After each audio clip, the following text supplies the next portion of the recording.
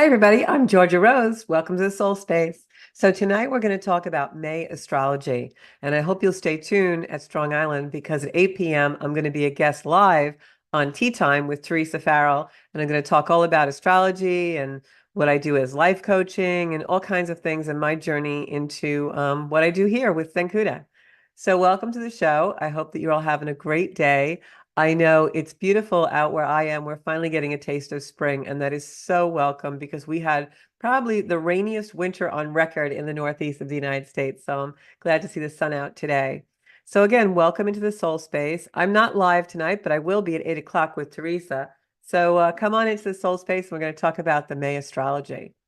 So this year, as you know, because we did a big thing about it on the show here, Pluto went into Aquarius in January. And now, this month in May, Pluto goes retrograde. So, what does that mean? Well, when a planet goes retrograde, it doesn't mean it goes backwards, as some people think. It actually means the planet slows down. So, it becomes in a retrograde motion. And because the planet slows down while all the other planets are still moving the same speed that they always do, it can sometimes feel like the planet is going backwards. Almost like if you've ever been sitting on a train or a plane waiting for it to go, and maybe there's another plane or another train on a track or on the tarmac next to you, and that begins to move in the opposite direction. Well, even though the plane you're or the train you're sitting in will be moving forward, it'll feel like it's going backwards. That's a retrograde motion. And basically, what it is we're not really going backwards. We just are moving slower than the other object that is moving, so it feels that way. So when a planet goes retrograde, I talk about this often on the show, when the planet goes retrograde, sometimes it can become more powerful because it's closer to Earth and it's also moving slower, so its energy amplifies. And when a planet retrogrades, it'll go over the same degrees in the zodiac 3 times. So you want to really look in your chart and see where Pluto is. It'll be wherever Aquarius is in your chart.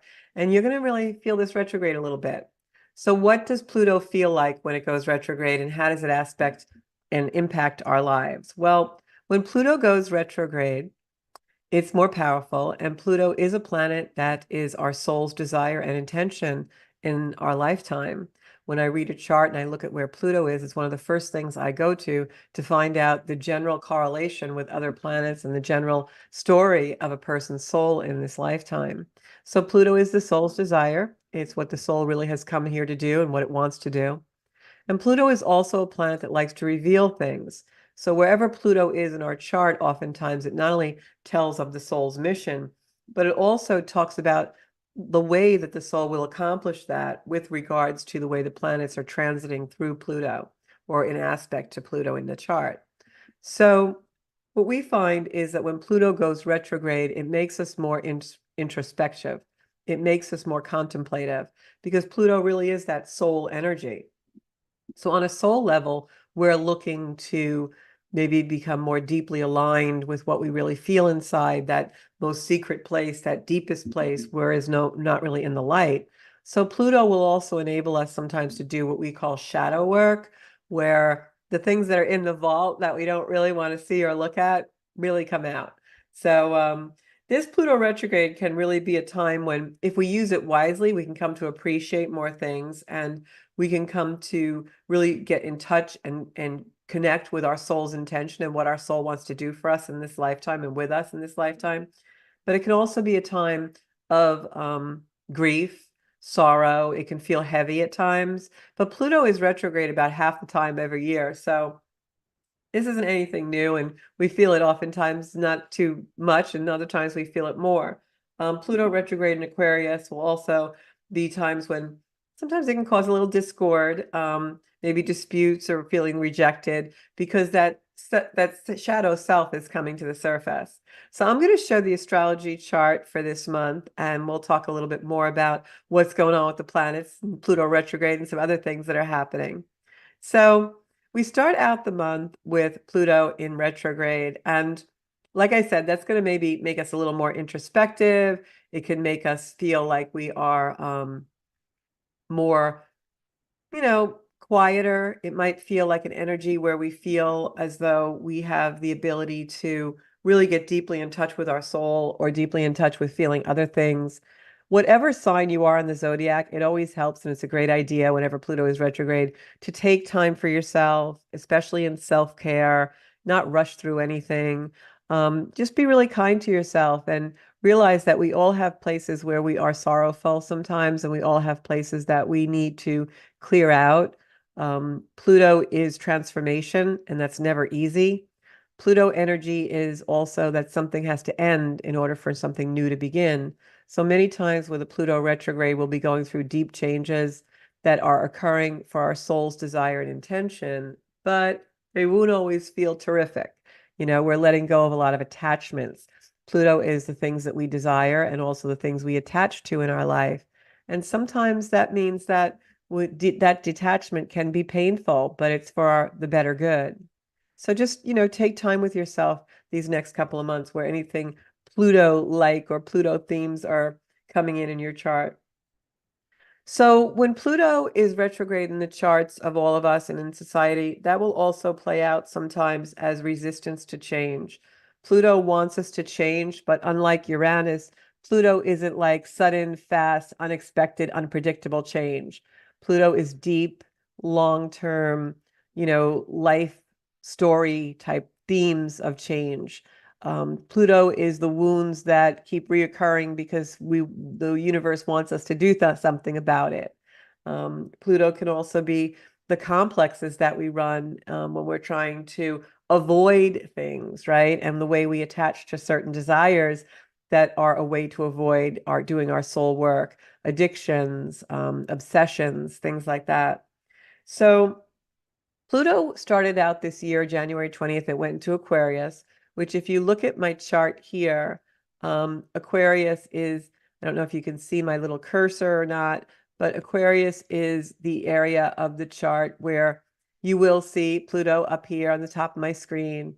And Pluto now is actually in a transit, in an aspect with Jupiter and Uranus. They're having a conversation. That conversation is not always easy where Pluto is concerned. We'll get to that in a little bit. But first, I want to talk about how Pluto in this retrograde period, because it's right here at 2 degrees of Aquarius, it just started to go into Aquarius in this year of 2024. And so when Pluto goes retrograde, you'll see it has a little R next to it up here, this P. When Pluto goes retrograde, it's going to retreat back into Capricorn. Pluto was in Capricorn from 2008 until the very beginning of this year. So that's going to reoccur the themes that we were working on for the last 15 years when Pluto was in Capricorn. And what it does is it gives us a little while, a very short period of time until October, to really wrap those things up and complete those themes. So don't be surprised if the things that were really bugging you or playing out in your life, or even the things that you were moving towards when Pluto was in Capricorn, come back up as themes. So that would be anything from 2008 until early 2024. Those reoccurring big life things that were coming in may have a time period where they come back on us a little bit, guys. So they're doing it for our betterment and for our own good so that we really can once and for all culminate those cycles and move into what our soul really wants us to do. So one of the things that we start out this month with on May 2nd is Venus is opposing, Venus is squaring Pluto retrograde. So we have Venus in the chart right here, and you'll see these lines. We've got some squares. And so when Venus, this red line here, when Venus opposes Pluto, that's what causes discord. That's what causes disputes. It can be harsh words. You may even see an escalation of war or combat. I know we have a lot going on in the universe right now with Israel and Iran and Ukraine and Russia. You may find some escalations or some things happening around that time when Venus is squaring Pluto. That's May 2nd, and that energy goes on into the month. When Pluto and Venus are squaring in our own personal lives, it can also mean that we speak harshly, we feel in conflict with our desires and the things we value, or things just aren't going right for us. And what the overall reason for that is always deep healing. When we have a conversation of tension, Venus is in Aquarius, is in Taurus right now, and Pluto is in Aquarius, headed back to Capricorn. When we have those two archetypes and planets speaking, it's going to talk to us about our self-preservation, our safety, the things and the complexes that we run in order to feel safe, and Pluto knocking us out of those comfort zones, revealing what our soul's true desire is, and relieving us of those attachments that we run for self-preservation. So that square from Venus to Pluto coming in the beginning of the month really can cause some tension in our personal lives. It can be a place where some hidden quality that Pluto in Aquarius was revealing to us in the beginning of the year now is going to maybe not move forward as quickly. We're going to find the seeds we planted the beginning of the year when Pluto first went into Aquarius, now returning, slowing down and coming back into the zodiac sign of Capricorn in a square to Venus, a conversation of tension. Venus is the planet of the things we love and desire, and the things that in Taurus would be our self-preservation, our resources. So we're going to see some tensions between those two things. The way that can play out is maybe you've been working on a project, or maybe even you've wanted to plant a garden for sustenance or food, and the weather doesn't cooperate. And when Pluto goes retrograde, you realize that there's another resource that you really need to rely on, and it reveals that to you. That would be something that could happen. Or in a relationship, a family relationship, or a romantic relationship, or a partnership, you find that you've planted seeds and you've started to work together towards things. And then all of a sudden your desire changes and you don't feel the attachment as strongly, or maybe you felt an attachment to something that now is waning. It could also play out as the seeds just not sprouting for whatever those things were, whether it's in love or financial resources. You may find a little bit of a setback. But the reason that's happening in May, in the beginning of the month, with the Pluto squaring Venus, is because there's something better. It's going back to the drawing board, redoing, revamping, revitalizing, taking a respite and moving forward and redoing that. So Pluto oftentimes, when it does things like this in retrograde, it'll, throw kind of a monkey wrench in the plan, or it'll make your desire change. And you'll be like, what was I thinking about that person? I don't feel that way anymore. Or I really wanted that project and now it doesn't seem so great. Well, the reason why it does that is because your soul wasn't supposed to be attached to those things anyway.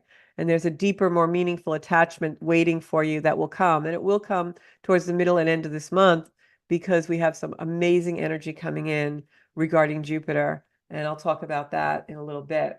So the way that the Pluto squaring Venus is going to play out in society is you're going to see that collective relationships, society as a whole, things are going to want to be more equal. So you're going to see a lot of turmoil and a lot of the imbalances that are currently in society and in the collective. You're going to see things start to get rocked in that regard. And a lot of astrologers call this power back to the people. I feel it's more of communities rising up that have more to do with equality. And by equality, I don't just mean racially and religious and those type of things. I also mean just that all men are equal and are in a soul way, in a soulful way, that we're all created from souls and we all are created with creator energy. And there's a sense of direction in that, of directing us towards the fact that in a more soulful way, that we have to look at each other and be aware of the way we are all created from the same energy. And that's how we're equal. So you're going to see a lot of things play out. We're already seeing that play out now on the global stage with, you know, Israel and, the anti-Semitism that's even happening now in my country, in the United States and Palestine. And, we're having riots on college campuses and protests and things. And that is absolutely indicative of Pluto retrograde squaring Venus, squaring those kind of things. You'll see those kind of tensions arise with the things, the belief systems that people are attached to, that maybe need to be released and need to be let go of in order to allow things to come in for more equality. So that's going to be very interesting to watch. Also, just a general slowdown of the energy. When Pluto's retrograde, you have a really general slowdown of things, and it can be frustrating, because I know we've had all this Aries energy. As you can see, if I share my screen again, we still have all these planets. I like to think of it as like a gunk up or a parade or a traffic jam, where you have all these planets still in Aries headed to Taurus. Some are still back in Pisces.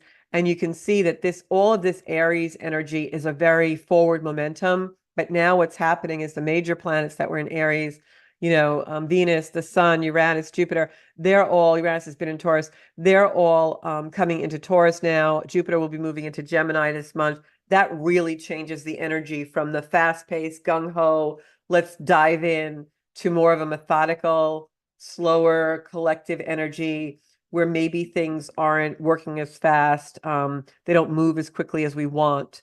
We're going to have that energy with us for a while now. And what I can tell you is that it's a great time to get things in order. I spent yesterday actually organizing my home office so that I can, really grab things on the go and really know where everything is, because I know this is a time when things will be maybe plotting a little bit more slowly. So we want to make the best use of that energy. It's not the time where if you think you're going to put a schedule up and like renovate your whole house in a month, it's not going to happen. Oh, I want to paint this room. I'm going to do it Saturday and Sunday. It'll probably bleed into Monday. That's just the energy, and it will be with us this month. It will move forward and you will appreciate this time of getting things in order. It's going to be the summer of organization. I'm going to tell you right now. You're going to appreciate that really come October 11th, when Pluto finally goes forward and moves into Aquarius for good. And that'll really be an amazing energy for us. And whatever we've collected and accumulated and organized, and the thought process, the thoughts we've organized, the things we've organized, we will reap the rewards of that come October, when we're really full speed, full bore in that Pluto in Aquarius, pioneering new energy, new invention, new discovery, all comes out for us. So on May 7th, we have a Taurus new moon, and that is all about growth and harvesting the seeds that we've been planting in 2024. Now, it doesn't mean that all of a sudden the energy is just going to lickety-split move forward. Not at all, because it is Taurus. And have you ever tried to move a bull fast? It's just not going to happen. And Taurus is the sign of the bull. So what will happen, though, is you will feel the growth and the wisdom and the confidence of your resources and of what you've been working on start to really materialize. Taurus is an earth sign. It's all about material. So it's a great time because it's a very fertile, a very productive time during that new moon. That happens on May 7th. It's great for business to start partnerships, plant your seeds for growth. It's great to take care of what matters and make new things flourish. That is the Taurus new moon. Taurus is all about planting seeds in stability, in growth, nurturing, bringing in resources financially, money-wise, stability as far as real estate, growing things, planting things. If you're going to do a summer garden, I would absolutely plant your seeds, plant everything on May 7th, new moon. That is absolutely when you are going to find your utmost time gardening to be beautiful. Now, it's a beautiful energy. What I would suggest to all of you is the Taurus new moon on the 7th also is an energy where we can be overindulgent. We can eat too much and drink too much and shop too much and spend too much. So my suggestion for the Taurus new moon on May 7th is give yourself a little boundary, because you maybe leave a little food on the plate. Maybe don't drink all the wine in the glass. Maybe give yourself a certain amount of cash to spend and leave the credit card and the debit card at home. You want to set up boundaries, because the full moon in Taurus will make us just want to crave more of those creature comforts, indulge ourselves in luxury. It's when we're going to go out and buy the 3,000 thread count sheets that we can't afford. The leather furniture that smells and looks like buttery leather when we really can't afford it. It's going to make us eat that big, juicy Italian meal and then regret it the next day. That's just the Taurus moon. And for all of you out there who have moon in Taurus, you know what I mean. You love the snuggly blanket, the warm, toasty slippers. Cooking and meals and nourishment is all about Taurus. It's a great day to get a massage. You'll enjoy it more than you ever have. But also keep in mind that Taurus energy is also our self-preservation. So this new moon in Taurus can kind of trick us or push us into not feeling safe and wanting to overindulge to feel safe in that way. So if you're feeling a little insecure, just know that drinking too much, eating too much, and spending too much are not going to cure the insecurity. This is a time that we're going to fulfill our desires and we'll be grateful. It is a time to really do a beautiful gratitude meditation. Go into that gratitude that makes you feel filled up and joyful and warm and fuzzy. Those are the real things. You want to fill up your soul in the Taurus new moon. And if that means meditating under a warm electric blanket with a nice cup of warm mulled wine or a cool drink out in the swimming pool, wherever you live, then by all means do that in the Taurus new moon. But set some boundaries or you'll be out there for hours. So on May 13th, the sun conjuncts Uranus. And this is a really cool energy, but it's an unpredictable energy. Uranus, we talk about it all the time on this show. Uranus is that sudden, unexpected flash of lightning that changes everything and we can never see coming. Uranus is also the energy of something happening. And while it's happening, we absolutely don't understand it. But after it's over, we have wisdom and insight about it. So on May 13th, the people most affected by this occurrence when the sun conjuncts Uranus, which means that the sun comes together. Remember, we had Jupiter and Uranus together a few days ago, and that's going to be also in play now. But the sun now is in Uranus. Remember, I explained the conjunction to everyone as though when two planets conjunct, it is, I'm sitting here and maybe I'm Jupiter. And the sun comes around, he enters into my area, and then the sun comes and sits on my lap. We're in a conjunction, we're occupying the same space. Well, Jupiter is this big, huge planet of expansion and good luck and benevolence, and it wants to bring us rewards and good things. It amplifies anything it touches. So when the sun comes and sits in the same space in the zodiac as Jupiter, what do you think that feels like? It feels like Jupiter getting lit up, right? And it also feels like the sun expanding. So I wouldn't be surprised if that second week in May, we have warmer climates or a lot of solar flares and sun as Jupiter and the sun come together. And also Uranus is in there. So when Uranus and the sun comes together, we're going to have, to think about the planet of sudden unexpected change sitting in the chair. Now I'm Uranus and the sun comes and sits with me. What's that going to feel like? Well, the sun is just lighting up Uranus as well. So when that happens, oftentimes something really unpredictable will occur. It will be something that is kind of a big reward a lot of times, because remember, the sun is benevolent, Jupiter's still in Taurus. So we've got Uranus giving us this unpredictable energy. But because Jupiter and the sun are coming together there with good luck and benevolence and the solar light, it could be a big reward coming. It could be good news. It could be something also that is fueling your soul energy as far as bringing your light into the world. But it could also be a complete revolution, because when the sun comes back around to Uranus there, it's done a complete revolution around the Earth. It's coming back to the same spot that Uranus was in when it began its energy with Uranus, right? So this has a really cool energy to it and a big part of benevolence and good reward. But it also, because it's Uranus, it's the awakener. It can have revolution.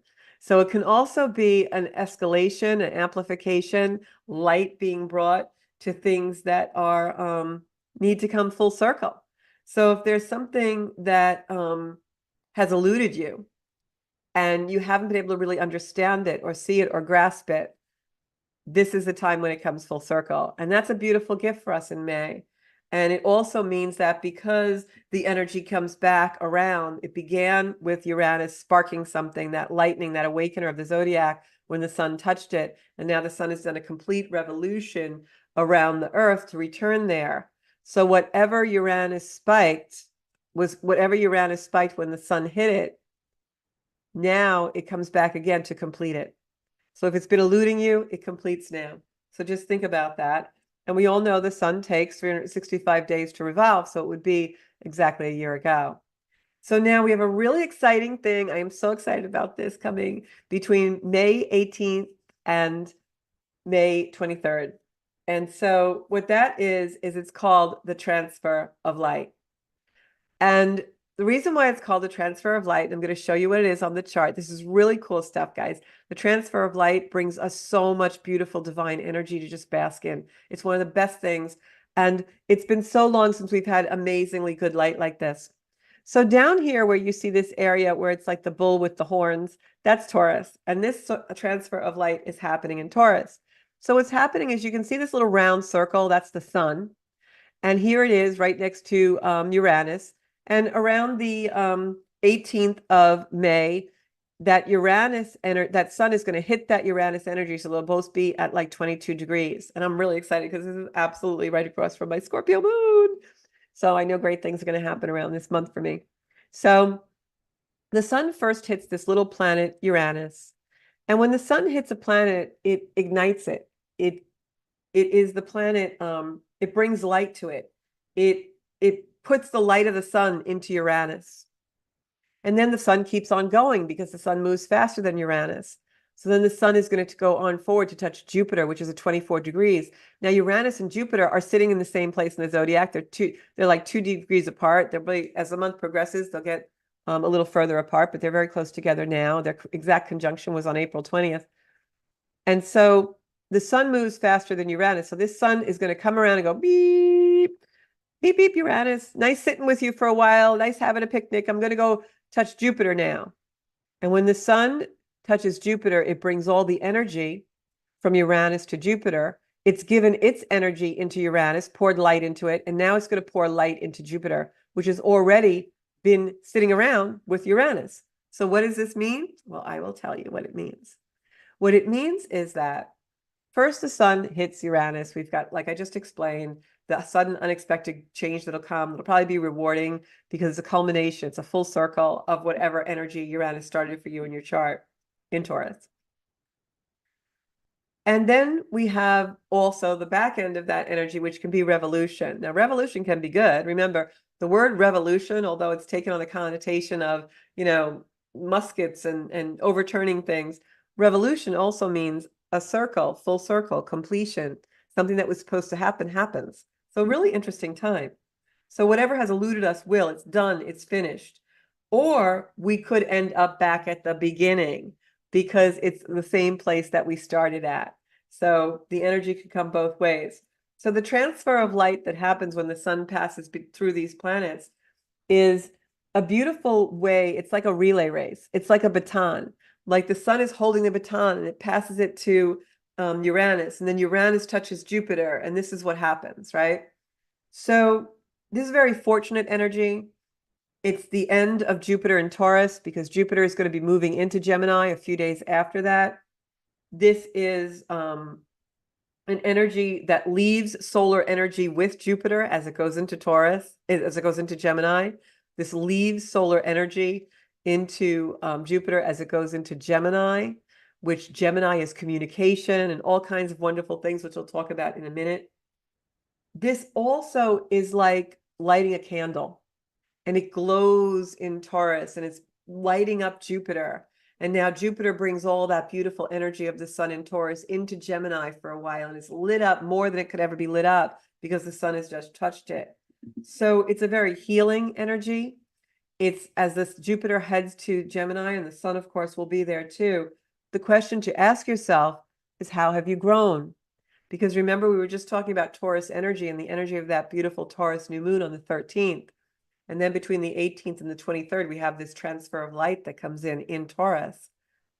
What is Taurus? It's our resources, the planting of the seeds and watching them grow. It's the abundance from the earth and from material things, from the financial markets, from sturdy real estate, from stability, from our own self-worth and recognition and resources within us.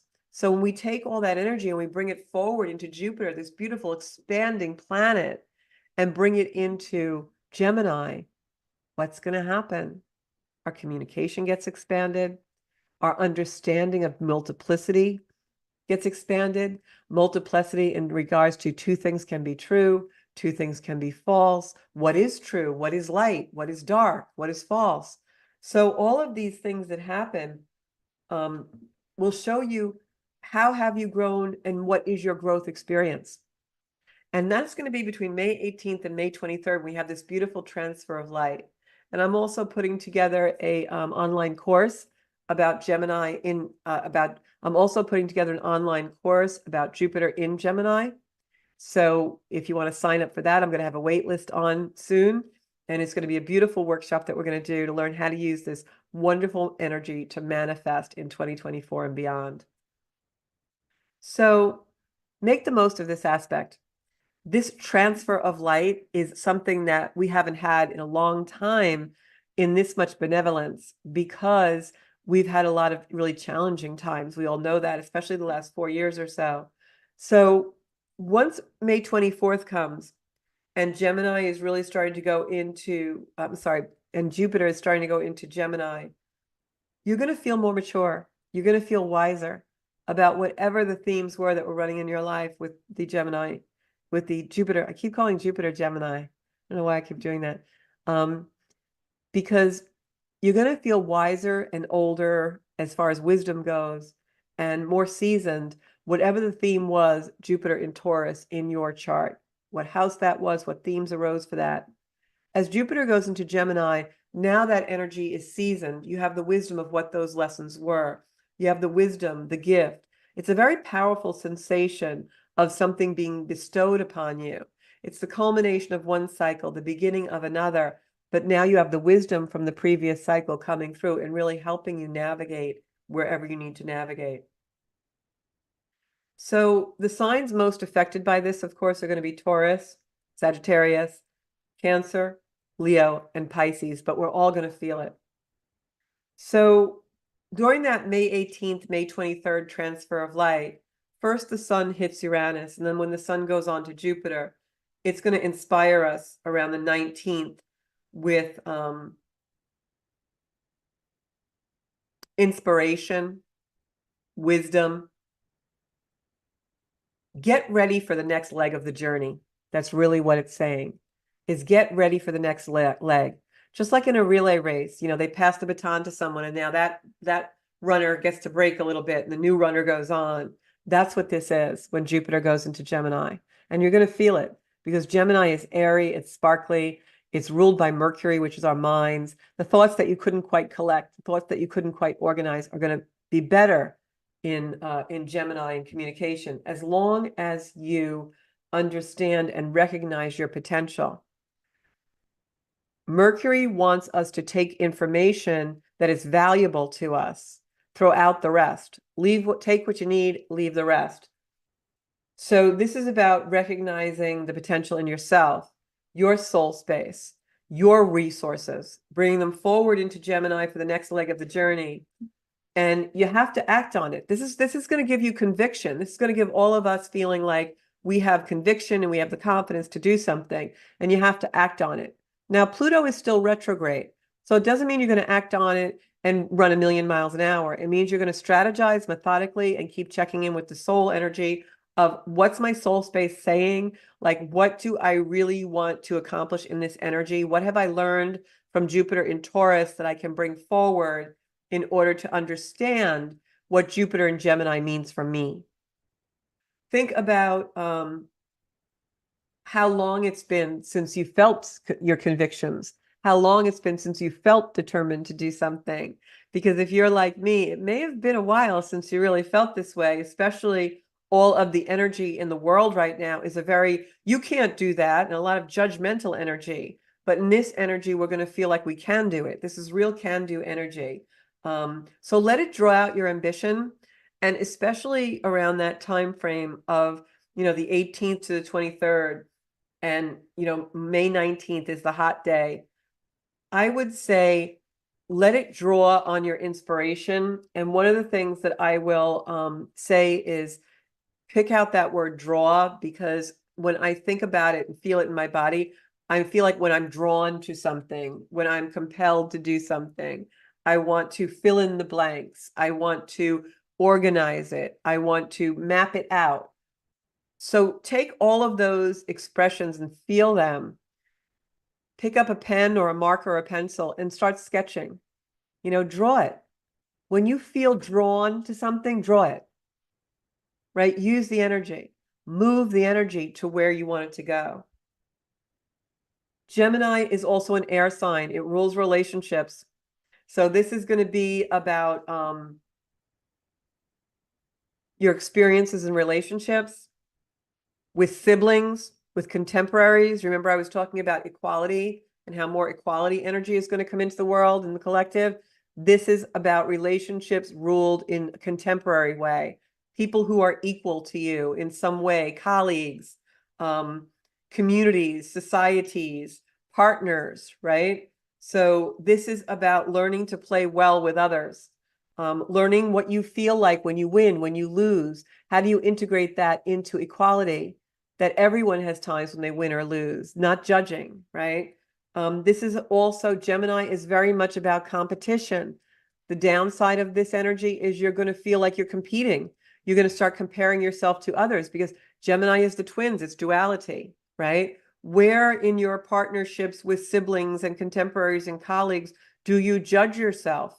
On social media, do you hold yourself against others and say, oh, they have a great life. Why don't I accomplish that? Or, wow, I should do that, but it's really not authentic to you. That's the multiplicity, the duality that we can get caught up with in Gemini energy. And Jupiter expanding that energy in Gemini will bring us to a place where we may get a little bit judgmental and a little bit of competition will come up, especially competition with siblings, neighbors, people on your same wavelength, people on equal footing. This is like the best friend that you guys are simpatico on everything, but a little competitive. You're going to learn lessons there. This can also be everything in duality. You'll see this play out in the collective now with Jupiter in Gemini. What will happen is something will happen and something else will happen. You'll have a crash and another crash. You'll have a birth and another birth. It's twinning, it's duality, it's things come in twos, repeats. You'll find yourself with Jupiter in Gemini taking 2 steps, 1 step back, 2 steps forward, 1 step back. You're still moving, but it's that duality. Also, dialogue and conversation is a very Mercury Gemini thing. Gemini is ruled by Mercury. With Jupiter there, it's going to expand the energy of Mercury, our minds, but it's also going to expand conversation, communication. With Pluto in Aquarius and Jupiter in Gemini, you're going to see AI and computers and the internet explode. You're going to not hear about artificial intelligence. Now it's going to be artificial super intelligence. It's going to like take off with a bullet because that energy is so amplified. In our own personal life, it's going to be also about those things and how we use them for resources, but yet stay grounded in our own Plutonian desire, right? Don't use all those things just to use them. So it'll be duality. It'll be things coming in twos. I want this, but I want that. Well, this is true, but so is this, right? You'll go to parties and people will be wearing the same outfit. That's a Gemini thing. Twins. So it's Gemini season. This month starts Gemini season. It'll be Gemini season for a long time. So this is also an interesting energy. It's a time when we can take back the part of ourselves that is hidden as Jupiter works with Pluto. It's also a time where you can find someone that becomes your soulmate and you're so simpatico with them and you're like, wow, I just like have everything in common with this person. It's like coming home. And yet you can also meet someone who's like your doppelganger and the bane of your existence and someone who just like pushes every button in you. That's Gemini energy. It's that duality of good versus bad, light versus dark, right? And you'll see that all play out in the collective. But either way, that person brings out something in you that gives you wisdom and understanding and compels you to amplify your life and expand your life in a way that brings you to where you need to be. And that's soul's intention and desire for us. And then on May 23rd is the completion of that transfer of light energy. The Jupiter in Gemini energy stays with us for a year, but the transfer of light is between May 18th and May 23rd when the sun hits Uranus and Jupiter and brings all that energy through. And this should be good fortune and blessings for us. This should be something in our chart where we already have set ourselves up for luck and wisdom. You've done the work. Now, word of caution here, Jupiter, when it goes through the transfer of light, because it expands things, it could also expand what is not great and good luck for you. It depends on how you've been living your life. If you've been bad, you're going to be very bad. If you've been good, you're going to be very good. That's how I'm going to put it. So I know there was an old poem when I was a child something with the girl with the curl on her forehead, who when she was good, she was very good, but when she was bad, she was horrid. So that's the way Jupiter amplifies things. Wherever it hits in your chart, if you've done the right thing, you're going to get rewards. If you've been horrible, it's going to amplify that horrific thing. So make sure that you've got your values on track. So this is also, just looking down at my notes, this is also can be luck and wisdom of Jupiter, but get the light, go out during the sun, especially in that May 18th to 23rd. You want to feel the transfer of light as Jupiter goes into that sign of Gemini from Taurus and transfers the light of the sun into Gemini. And then finally the sun is going to go into Gemini. This can also bring things to a close because we are ending that Taurian cycle and coming into Gemini. So make sure that you're living your beautiful life in alignment with the things you want, so that the things that are a closure are the things you are no longer need or necessary. Let the good fortune and blessings come to you. It's also a great time this month to restore. Taurus is an energy. Get the massage, make yourself nutritious food, start the diet, take care of the body. You're going to be more inspired than ever before in those Taurian things. Money also, if you are someone who, just came into some money and you've had some benevolence that way and you're not good with money, lock it up. Put it somewhere you can't get it so that it nourishes you for the future. This is definitely a closing cycle because we have this happening, we've got Neptune in Pisces at the 29th degree of Pisces, and we've got Jupiter at the 29th degree of Taurus, and they're coming together to reconnect, remind, recognize us, what our experiences are. Remember, Neptune is our connection with the divine, but it's also can make us very dreamy and illusion, put us in illusion, but it's also a time where you might find that you step out of illusion, where now something that you thought was true or something that you thought really was an energy of, wow, I've really found this thing that's so meaningful to me, now is shattered because it was an illusion. But that will happen to bring you to a better place. So it might be ending, a parting of the ways for some when that energy comes in towards the end of the month. But remember, this is also about resolving things, satisfying things, creating a cycle where now you can be more liberated and no longer restricted by things that have been bringing you stress or limiting your ability to really truly step into those soul's desire of that Pluto energy in Aquarius. And then May 25th is the day, guys. May 25th, Jupiter goes into Gemini. We are in an energy now that is completely different. You're going to wake up and feel the shift that day. You're going to feel the shift to be one where, you're going to just feel it. You're going to feel it. You're going to get new messages about what you want to do. You're going to set new goals. You're going to see profound and inspirational changes occur. It's not going to happen in the blink of an eye. You will wake up and feel the energy changed, but over the course of the next year, all these other things are going to happen, where future changes can also happen by other people, because Gemini is very much how we communicate and act in other people. But this is also an energy, Gemini energy, and Jupiter, especially in Gemini. You're going to be really curious. The whole planet's going to be curious. The whole planet's going to start asking questions. Everybody's going to be like, well, why is that that way? Instead of, oh, that's how that works. No, we're going to be like, well, why does it work like that? Is that really true? Let me do some research. That's Mercury ruling Gemini and Jupiter there. So, we're really going to be in that energy. It's a changing of fortunes. You'll see that in this energy now. We're going from an earth sign to an air sign. You'll probably see a lot of expansion in flights. Elon Musk is going to flourish in this energy, driving people to Mars and all that kind of stuff. But the one question to ask yourself about Jupiter and Gemini and what it really is all about is this: do you work well with others? Do you play well with others? If you do, and you make an effort to really respect everyone on a soul level, and you speak nicely to people and you're good to people, then Jupiter's coming in to give you a beautiful reward. If you are someone who lets competition rule you, which is also a Gemini thing, but is sometimes harsh with other people, doesn't give people a chance to speak, walks over people, talks over people, steps over people, doesn't have a high regard for people, then you may not be reaping rewards right now, and you may get a taste of your own medicine in the next year. So this is unpredictable energy, but it's also a pushing, a prodding forward into where you really need to discern what illusionment is and what isn't.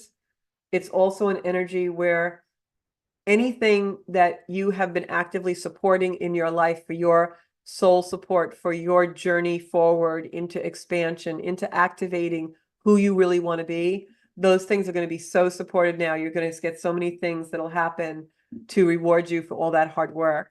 So that's a really great thing. Also, what I was going to say is that you always want to treat everyone with respect and see God in them, see spirit in them, whatever you believe in. May 30th is the month ends with the last quarter moon in Pisces. That can be an energy of we're headed home. We've done a lot of work in the month of May. There's been a lot of transiting energies. We've completely changed our fortunes with the energy beginning, the seed of planting of our benevolence with Jupiter going into Gemini. The sun is now in Gemini, and now we have this last quarter moon in Pisces finishing up the month of May. And that's almost like, have you ever gone, like, I know for a long time in my life, I always went to the Caribbean for 2 weeks every year in January, like right after Christmas, we went, and that was our thing, one of our vacations. And it was awesome and it was great. But by the end of 2 weeks, I was so glad to throw all my dirty laundry in my suitcase and just come home and lay on my own couch and sleep in my own bed and watch a TV program that I couldn't get in any of the islands. You've done it. You've had the experience. It was great. You loved it, but you just want to unpack and go in your own bed. That's how the end of May is going to feel like, right in time for Memorial Day weekend. We're going to want to nest a little bit. We're tired. Our energy levels aren't high. We've been through a lot of transition in the month. We've been planting seeds for the things that we want to manifest. We've been thinking about a lot of our introspection as far as Pluto retrograde. We've maybe had some revelations come up, some things that are in the vault with shadow work. We're working on some things that we need to change in order to fully partake of the Jupiter and Gemini energy. And we're tired.